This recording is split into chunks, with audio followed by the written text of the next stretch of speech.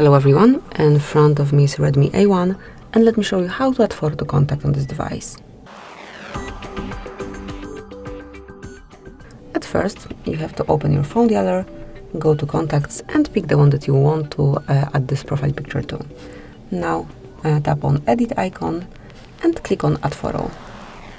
Here you can either take a photo, so if someone is standing right in front of you, smoothly do it, or you can choose something from your gallery. Pick the picture that you want to apply, then crop it however you wish, and then click on done.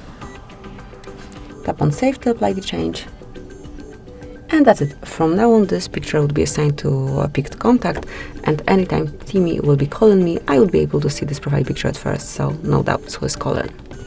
And that's it, this will be all. Thank you for watching. Please subscribe our channel and leave the thumbs up.